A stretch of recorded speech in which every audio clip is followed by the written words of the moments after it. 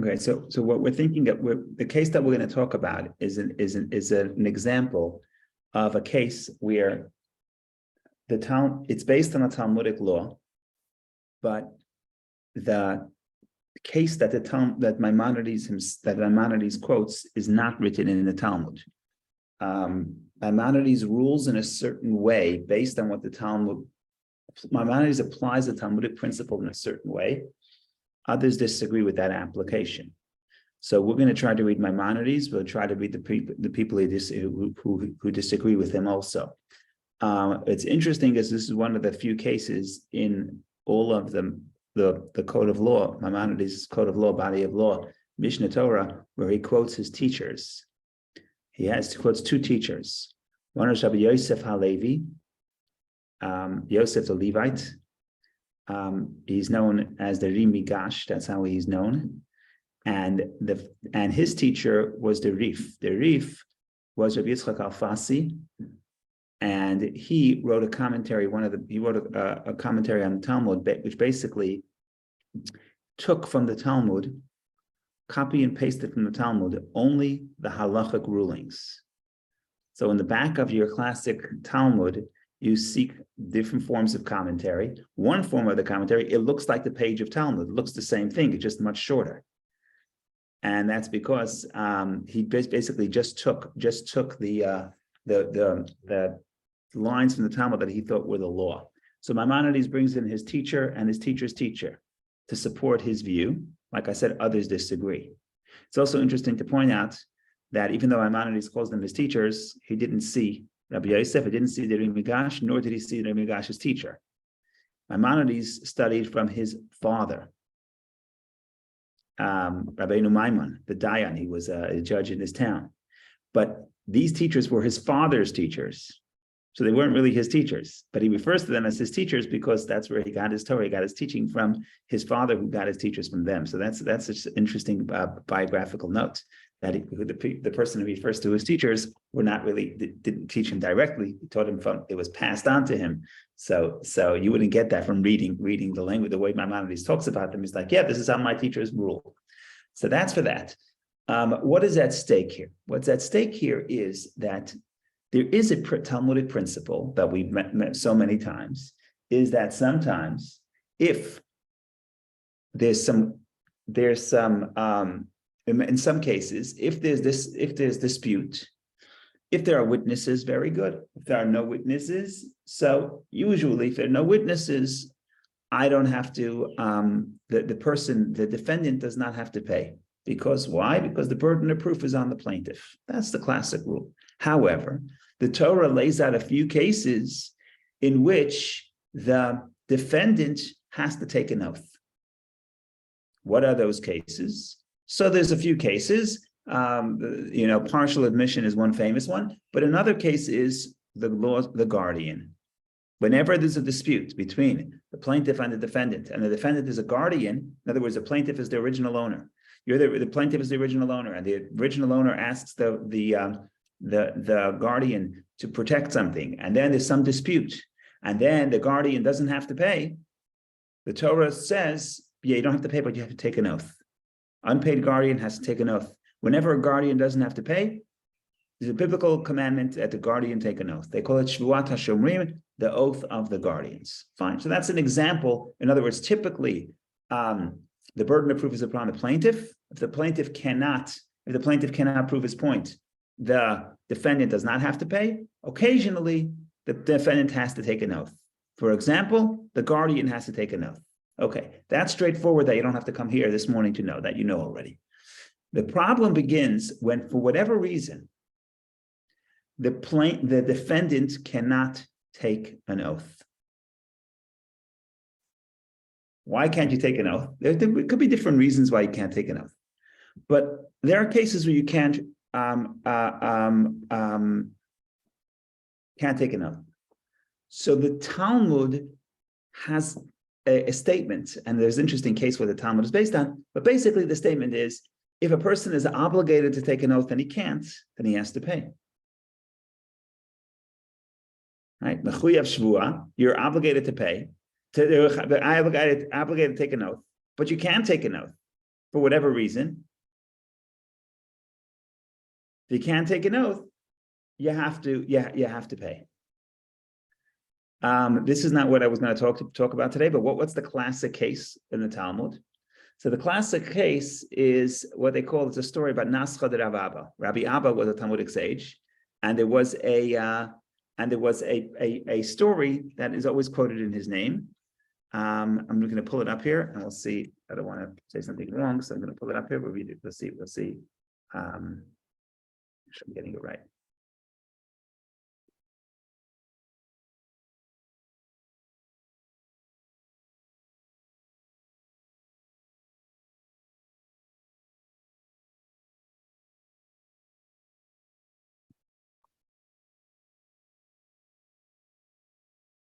Okay, so the case is like this. The case is, I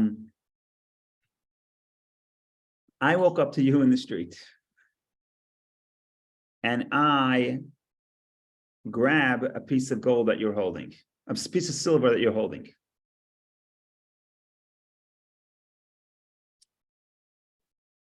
There's only one witness that I grabbed your piece of gold, your piece of silver. Okay, let's start from the beginning. I grabbed your piece of silver from you in the middle of the street. You take me to court. Assuming there's no witnesses, you have no proof. I'm sorry, if you have two witnesses, I have to pay. If you have no witnesses, I don't have to pay. Here, you had one witness. You had one witness testify that I walked up to Vicky, I grabbed the piece of silver out of your hand, and I put it in my pocket.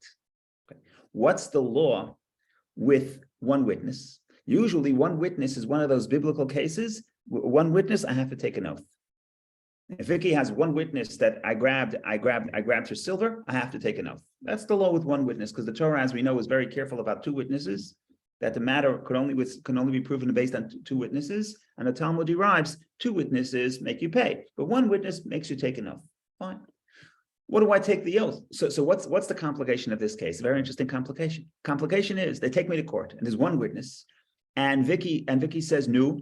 So the judge says, no, what's your defense? I say, of course I grabbed the piece of silver from Vicky's hands. Of course I grabbed the piece of silver, but it was mine. Why is this a monkey's wrench? Why does this throw everything off? Because usually, what would the law be? Okay, so Menachem should swear, the defendant should swear that what? I should swear I should swear that I didn't take the silver. I agree that I took the silver. I'm just saying that I took it because it was mine. But there's an obligation to take an oath. For me to become absolved, there's no two witnesses. But if I want to be absolved, if I don't want to pay, I have to take an oath. But in this case, I can't take an oath because I agree with the witness. So I can't contradict the witness. So Rabbi Ami didn't know what to do. Rabbi Abba said, okay, you're in a problem. I'm in a conundrum. I took a piece of silver from Vicky.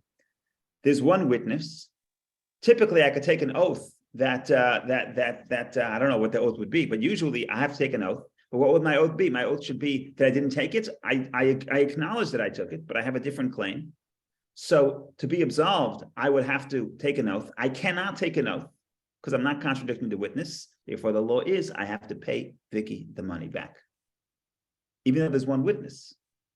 So, but what is derived from that case, the takeaway from that case, in that case, I think it makes sense because everybody's happy with the result. But the takeaway is whenever somebody is obligated to take an oath and they cannot take an oath, they have to pay. Can he take an oath that the silver does he need to take an oath that the piece of silver really belonged to him? It's not going to help me to take an oath because I have to give back the money to Vicky. I have to give you back the silver. Okay, that's for a second. Let's say I give back the silver. Then I have a claim that you owe me money. So I take you to court. I have no witness. I have no proof. You understand? I have no proof. My oath doesn't help. An oath doesn't help me, cannot get me to take money away from you. I need proof. So in other words, had there be no witnesses and I want to lie, even if I don't want to lie, had there be no witnesses, I probably can keep the piece of silver. I could show up in court and say, Vicky owes me money. My word against your word, I probably could keep the money because I have the silver. Now that there's one witness, I have to take an oath. I have to take an oath that I have to take an oath that because Vicky says it's my silver, and she has proof, so I have to take an oath that I have to get that I have to take an oath that I didn't take it from Vicky. But I can't take that oath because I say I did take it from Vicky. Okay, so too bad. So I have to pay. Is that the only example? Is that the only example where you cannot take the oath? No, we're going to have another example in today's piece of Maimonides. And today's interesting example is fascinating because it's disputable. The Talmud didn't say it. It's the Maimonides' own application, not his own. He gets it from his teachers. And and then the things blow up because not everyone agrees with Maimonides about this application. So if you want to get a full view of this principle in action, so today's piece of Maimonides will show you how the early commentators, what we call Rishonim, the early commentators, the first commentators, meaning I guess from about the year 1000 till about the year 1500, they call the early commentators. So it's Maimonides, his teachers, his colleagues, his students. We'll see how they apply this principle to a different unrelated case. But it's a case where I have to swear and I can't swear. And again, when I started, I wasn't going to start with the Talmudic case, because it's a totally separate case which leads to a different discussion. But I felt like we have to at least mention it because that's the original Talmudic principle. And it helps because I was trying to imagine the case where you cannot take an oath and I couldn't. Now there is a logical. Right. I can't because of the logical reasons. Right. Logical because I can't contradict myself. And today's case is actually an easier case. The case that's in Maimonides is a simpler case to understand. It's a much easier, and I'm saying to follow, it's a much simpler case. Surprisingly, the Talmud doesn't mention that case. So now it becomes a balagan, like they say in Hebrew, becomes a big mess because there's a big dispute about it. Okay. As long as so far so good, you don't have to agree, but at least we understand what we're up to. Now we could continue we can continue with Maimonides. Let's continue. Zach and Zena, any questions, comments? Don't be shy, please. Don't be shy. Okay. Let's go to Maimonides, today's piece of Maimonides. And the case is as follows. The case is, let me share the screen.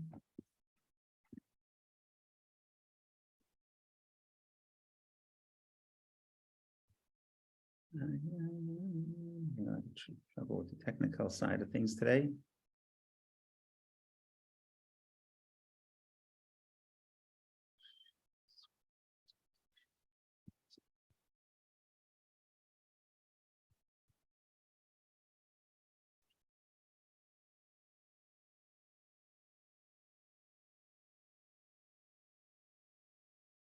Okay, so before we even get to today's case, in the previous section, which I'm skipping, I'm skipping it, but it's going to be important later.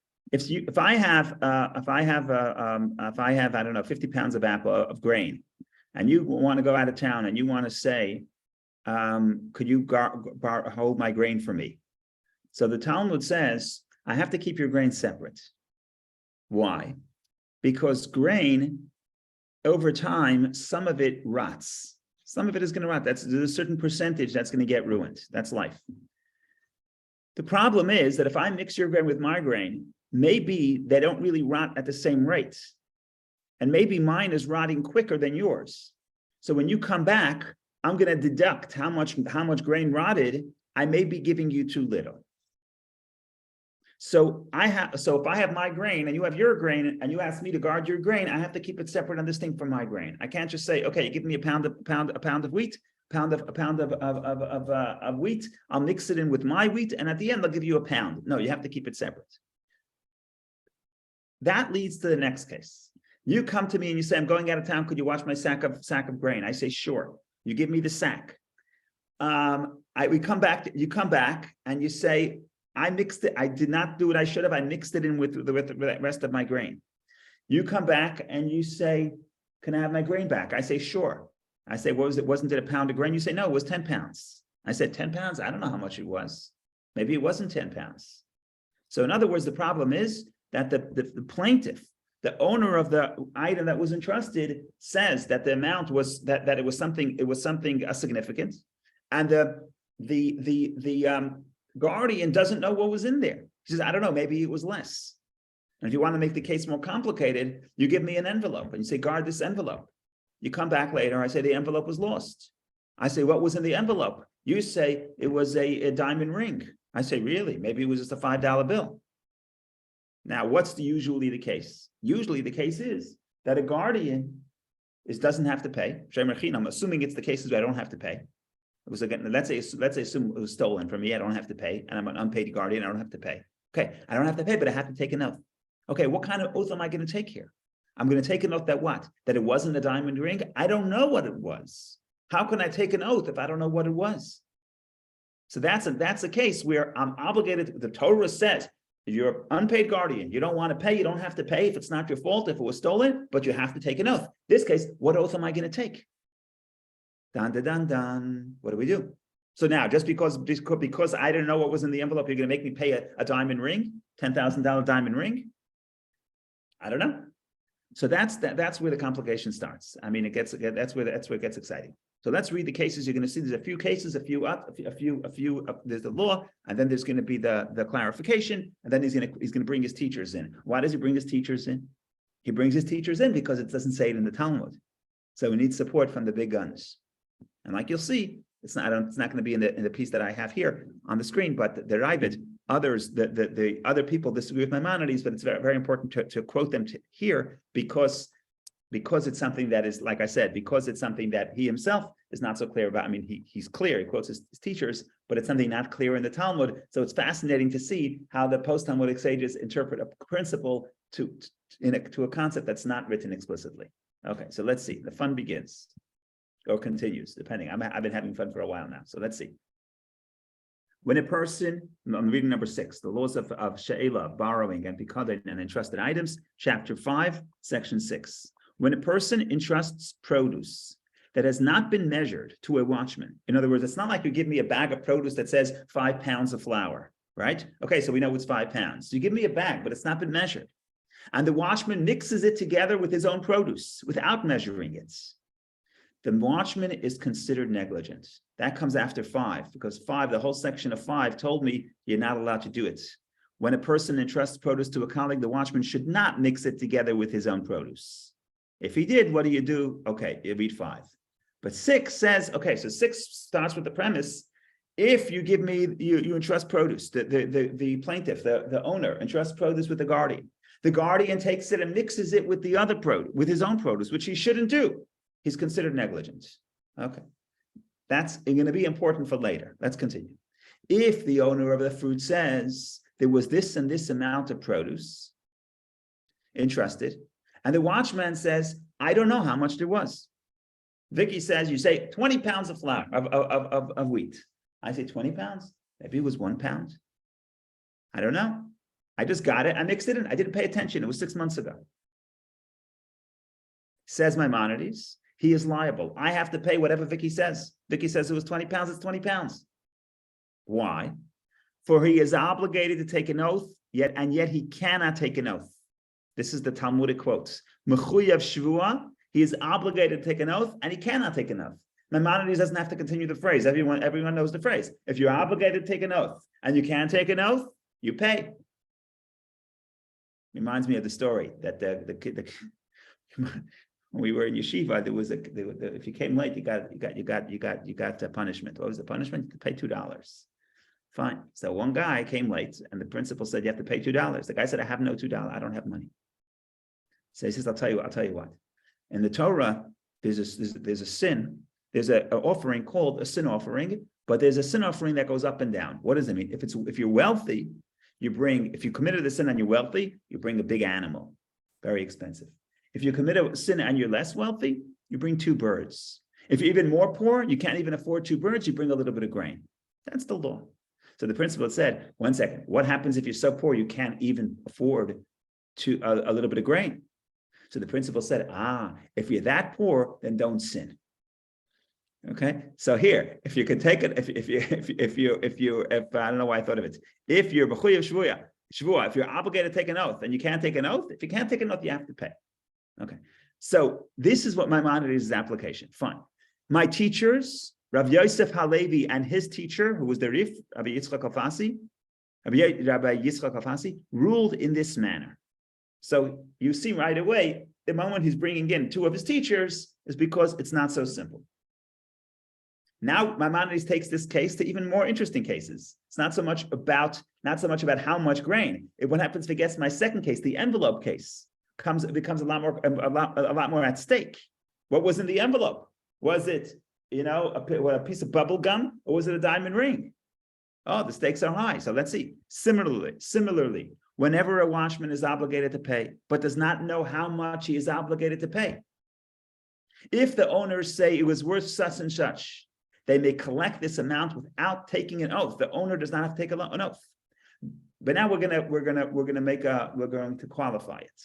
This law applies provided the owner claims a sum or an object that he can be presumed to possess.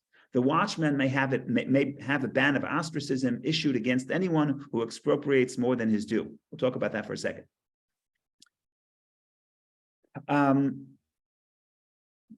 If I'm a pauper and I give you an envelope and you didn't check the envelope, and I come back 6 months later and it's gone, and I say that in this envelope there was the most expensive a diamond ring worth $300,000, that the court is not going to make you pay, even though technically it's a law. It's you're obligated to pay, and you're obligated to take an oath, and you can't take an oath. We say there's a limit to that. You can't claim $1 billion in the envelope, because you have to be known that at least it makes sense that you have access to this kind of cash. So there's some judicial supervision is the point here. Okay, fine. And then Maimonides says, to make the watchman feel good, we say, you know what? You make a ban of ostracism issued against anyone who expropriates more than his due. It's like a curse. We'll come to the court. It's a big problem for me. Vicky claims there's a diamond ring here, or a very expensive amount. I say, I don't know. I really shouldn't have to pay. Usually I don't have to pay. Vicky has no proof. But because the Torah imposed an oath on the guardian, now I have to pay. But I have to pay. I have to pay because I can't take an oath, not because I'm lying. So I feel very dejected. I feel like it's not fair. So I feel like maybe the person, the plaintiff is lying. So the rabbis understand in this case will make me feel good. They're going to make a curse. They're going to make a proclamation that a ban of ostracism, which is some form of curse, will fall upon anyone who claims more than he deserves. There's no legal ramification. It's just to make the defendant feel good.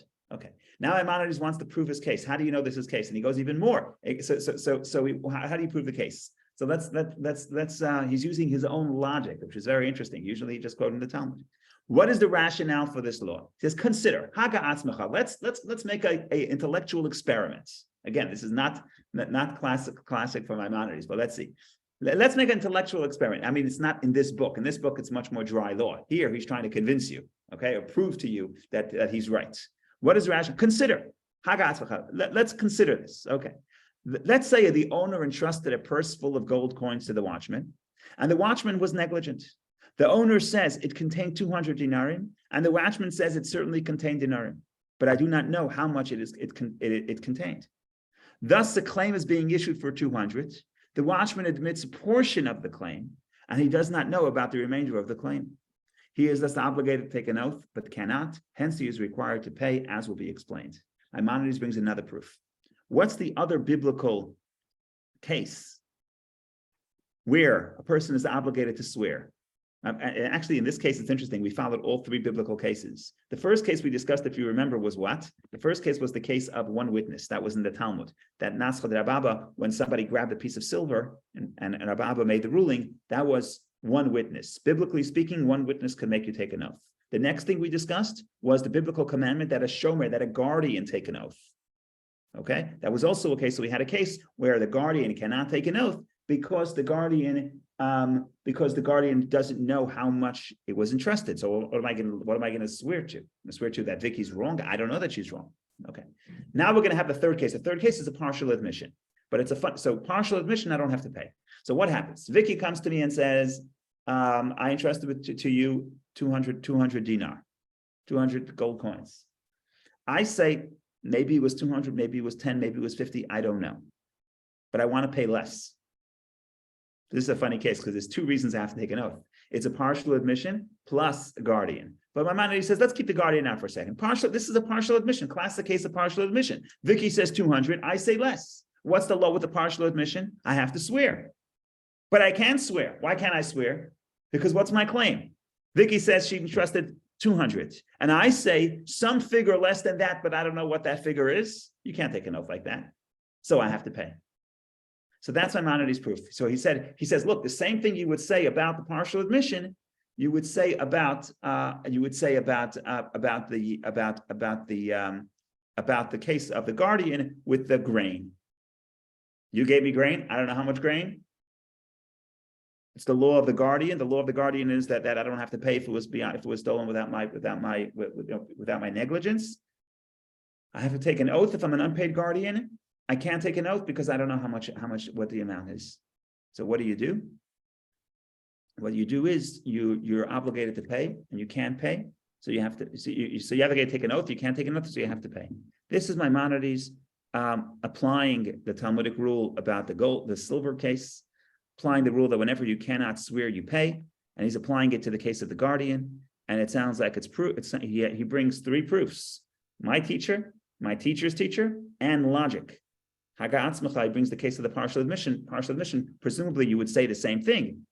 And we'll see in a minute that not everyone agrees. Not everyone agrees. Rabbi, can I ask you a question? Yes. All the complications derive from the fact that the amount or whatever wasn't disclosed at the time of the transaction. Correct. So, sometimes let's say I don't want to be a yente. You know what a yente is? I don't want to be a gossiper. You give me a bag of money. I have to count how much money you have. I have to say, I don't want to know. It's it's your privacy, right? So there could be a situation where I don't know how much you're giving me. I trust you, you trust me. Then it was stolen. So now what are we going to do? So now you say, it's my grandmother's a gold ring. I say, well, I don't know. I didn't know I'm guarding a gold ring. So it's just a matter of trust, though. Just displaying the trust on both sides. If there was no, you could have forced me to open the envelope and read in and count the money, but I don't know that you wanted to do that. Yeah. So that, yeah, but that may tie into the discussion here in a second.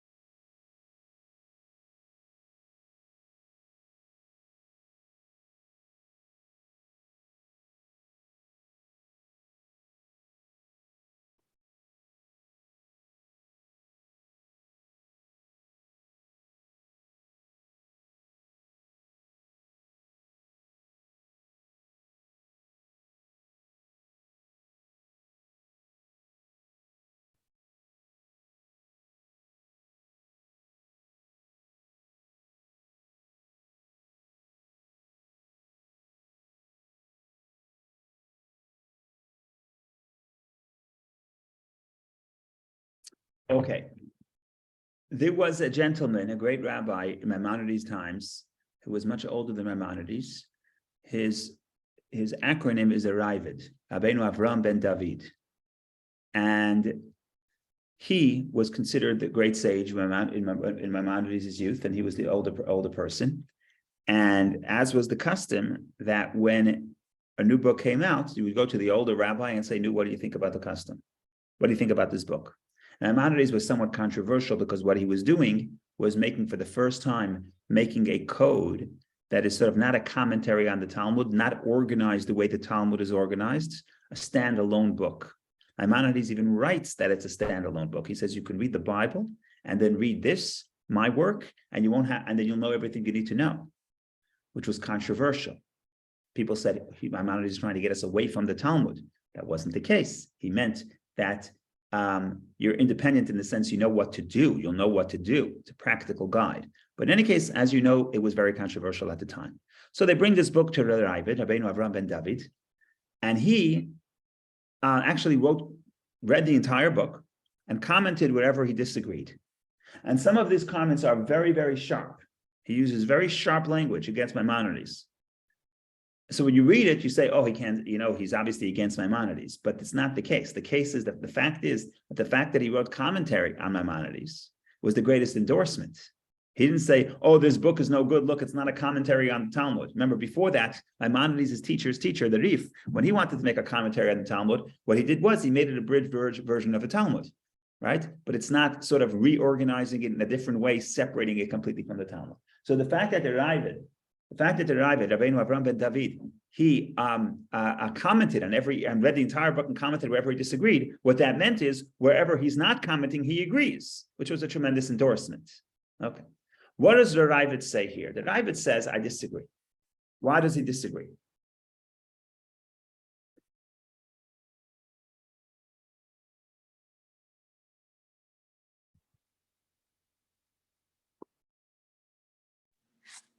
And what was the name of the book he was commented on? On the Mishnah Torah. He was commenting on Maimonides. So every Maimonides that you buy today, the classic Maimonides that you buy today, not today they already made easier ones, but the classic Maimonides will always have commentary that are explaining Maimonides, but it will always have the Ravid. So I'm going to show you the book. It looks a little bit like a Talmud. Okay, so you have, this is the classic picture of the Talmud of Maimonides' day. It was printed in the last 300 years. You have Maimonides in the middle.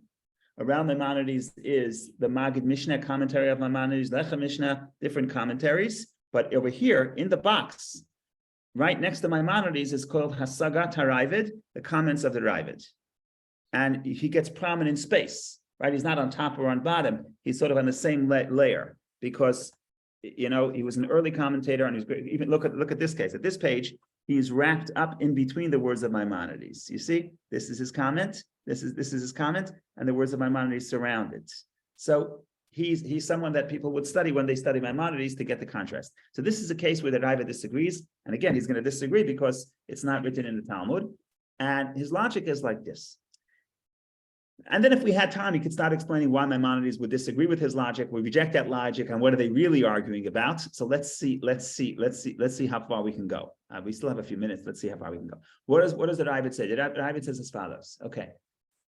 There is a very big difference between the classic case of a partial admission when the guy says, I don't know. And the question is, do we suspect that the defendant is lying? So that's the classic case. Vicky comes to me and says, Menachem, you owe me $100. I say, 50, I owe you. 50, what do I say about the other 50? If I say I don't owe you, I have to take an oath. That's partial admission. But what happens if I say 50, I owe you? 50, I don't know. So Ravid says that's the case where I would have to pay, because we suspect they're not being honest. I should know. What do you mean you don't know? You borrowed money. You don't know how much money you borrowed? I mean, that's ridiculous. You should know. If you don't know, if you don't know, you forgot, you should have written it down. We suspect I'm lying. So that makes sense. That makes sense. Partial admission. But I say 50, I know, 50, I don't know. There's a specific claim of Vicky. There's a certain amount that I'm acknowledging, a certain amount that I'm saying I don't know. So usually I would have to take an oath. Here I can't take an oath because I'm not denying it outright. I'm just saying I don't know. So there you'll penalize me and say I have to pay because we suspect you may be lying. Let's go back to the case that Maimonides quoted. And you tell me if it's as clear that we suspect that this guy is lying. Let's look at number 6. When a person entrusts produce that was not been measured to a watchman, and the watchman mixed it together with his own produce without measuring it, the watchman is considered negligent. If the owner of the fruit says there was this and this amount of produce entrusted, and the watchman says, I don't know how much there was, what's more believable that he doesn't know? When I say, I borrowed, when Vicky says she loaned me $100, and I say 50, I know for sure. I have absolute knowledge. 50, I don't know. suspicious. It's too convenient. But here it's an amount, you gave me you gave me a bag that was not marked. You didn't tell me how much money is in there. I don't say, I know there was 5 apples. Yes, 5 apples, I don't know. I say, right out, I don't know. I have no knowledge. Ravid says that's the person is not the plaintiff, so the defendant. We don't suspect that there's no reason to suspect that the defendant is lying, and therefore he doesn't say that I have to pay. That's the Ravid's disagreement. That's the Ravid's disagreement with Maimonides. So what should you do? What he would say is, if Vicky wants to take the money, take the full amount that she claims, Vicky has to take an oath. See, we're flipping the oath. So that's that solution.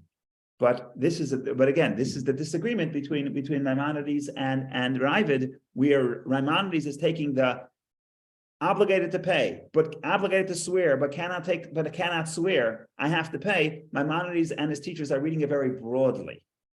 The Ravid is saying, no. It's only because we'll only read it that broadly. We'll only apply it in a case where we suspect there's reason to believe that the defendant is lying, that he knows, he's just conveniently saying, I don't know. But in other cases, we wouldn't say it. Now, if you want to come back and support Maimonides, some people say that Maimonides, the key phrase here is, and I like this interpretation, the key phrase is,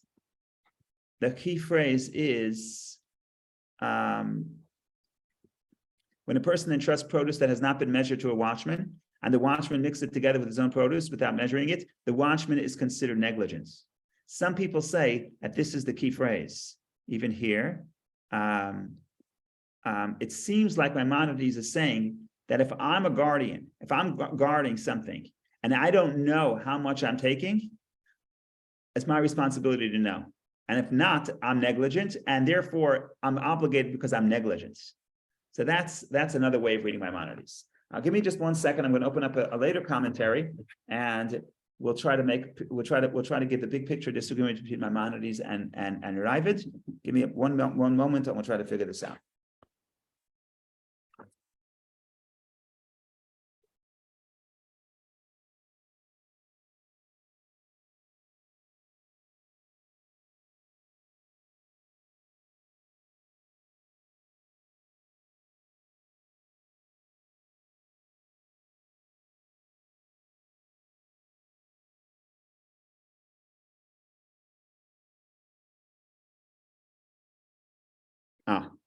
Okay, you ready? We'll do a summary, and then we'll give the one of the ways of understanding the deeper disagreements. So let's summarize everything we said in the last 40 minutes. 40 minutes. So we had the disagreement. If I have to pay, I borrowed money. Let's start again. Let's say let's start again. To summarize. So if I am a guardian and the plaintiff says that I owe a larger amount, 10 pounds of produce, I say, I don't know how much produce. I don't know. Maimonides says I have to pay. Why? Because it's a Talmudic principle that says that whenever you cannot swear, you have to pay.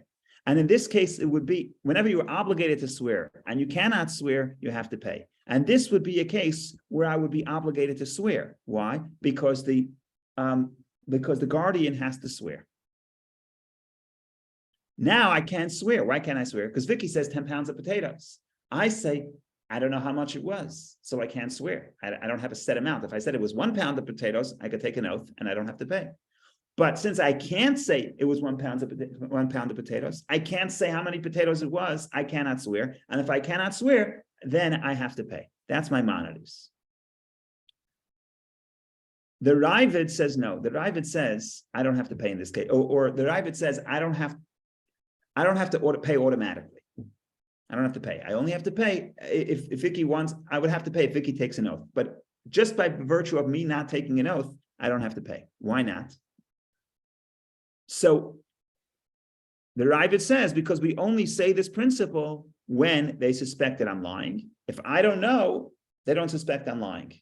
What's the case where they suspect I'm lying? If Vicky says I owe you $100 and I say 50, I know, and 50 I'm not sure about. That's too suspicious. Okay, as we discussed. What's the deeper disagreement here? And this becomes interesting. The Torah says that I'm a guardian. I'm guarding your object. Let's say I'm an unpaid guardian. I'm guarding your object, and the thing was stolen. Says the Torah, the law is I don't have to pay, but I have to take an oath. The question is, what does that mean? What is the Torah really saying? So the post Maimonides commentators, one suggestion is this is really the question. The Rambam believes that essentially the guardian owes money.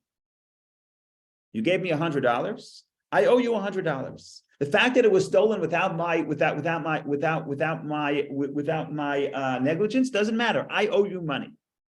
But since it was without my intention, without my knowledge, or without my responsibility, the Torah is nice to me. They say, Menachem, you owe Vicky $100. If you want to get out of your obligation to Vicky, take an oath. But in other words, the logic is really, I owe you money. The oath is a mechanism to not pay you money. That's Maimonides' view, according to this commentator. And therefore, Maimonides is consistent. Whenever I can't take an oath for whatever reason, I have to pay.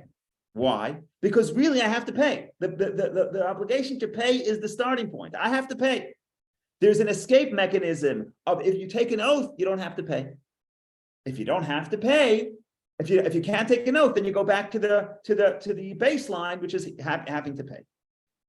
The Ravid, the people say the Ravid thinks otherwise. The Ravid looks at the story and says, the Torah says the guardian, unpaid guardian, does not have to pay. There is no monetary obligation. The Torah says there's an obligation for an oath, but there's no baseline obligation to pay. The baseline obligation is an oath. And therefore, if I can't take an oath, what happens? It depends. If we say that your claim while you can't take an oath is suspicious, then we make you pay. But if your claim that why you can't take an oath is not suspicious, then we're not going to make you pay. Why not? Because there's no baseline obligation to pay. So some people say that's really at the root of the disagreement between Rambam and Ravid. In other words, when the Torah says, when the Torah says a guardian that claims that it was stolen, he has to take an oath. Doesn't have to pay, but has to take an oath. What does that mean? Doesn't mean there's a baseline obligation to pay, but that can be overridden, but I can defend myself by an oath. And therefore, if I have no defense, I have to pay. Or do you say, no, there's no obligation to pay. The obligation is only to take an oath. If you can't take an oath, well, it depends. If your claim why you can't take an oath is suspicious, then we make you pay. But if it's not suspicious, why would you make you pay? The Torah never said you have to pay. The Torah said you have to take an oath. So that's the logic, according to some opinions, that's the logic at the heart of the disagreement between the Rambam and the Ravid. So I thought this was a lot of fun. Comments, questions, of course. Welcome. Yeah, that's a beautiful discussion and argument. And I'm kind of on the side of commentator, Ravid, because logically, there is no logic behind the suspicion. It's more like subjective. Right. So you put suspicion on the base of your argument, it's not going to be that reliable. So flipping the oath seems like a more logical. Right. So, but if you want me to defend Maimonides, just to push back, you want me to defend Maimonides, I would say as follows. Vicky, you gave me a bag of produce. I don't know how much is in there. The Torah says I have to pay it back. That's it. I'm the borrower, I have to pay it back. That's the starting point. I owe you money. And if your claim is $200, $200. Your claim is $1,000, $1,000. I owe you money. There is a mechanism which I can get out of paying you. But if for whatever reason that mechanism fails, you go back to the original. The original is you gave me something, you say that's the price tag, I have to give it back. There's no monkey business, I don't know. Too bad. You don't know, you pay. But that's only because the starting point is that if I'm the guardian, I have to pay. The Torah steps in and says, you know what? If you swear, you don't have to pay. That's that philosophy. The Ravid's philosophy is no, I'm the guardian. If I was not negligent, I do not have to pay. Torah says I have to take an oath. And therefore, yes, in some cases, if I can't take an oath, I have to pay, but not in every case. It's not automatic. You have to evaluate each case differently. Maimonides says there's no evaluation because there's a base obligation to pay, and the oath would defend me against that obligation. But if I have no defense, I go back to the baseline, and the baseline is the obligation to pay. So that's the story. Okay, so we're taking a break for 6 weeks because for the next 6 Tuesdays, we're going to do the JLI. And then in 7 weeks, God willing, in good health, we'll be back to the real fun, which is Maimonides and Talmud. So have a wonderful day and meet each other in good health, God willing. Thank you. Take care.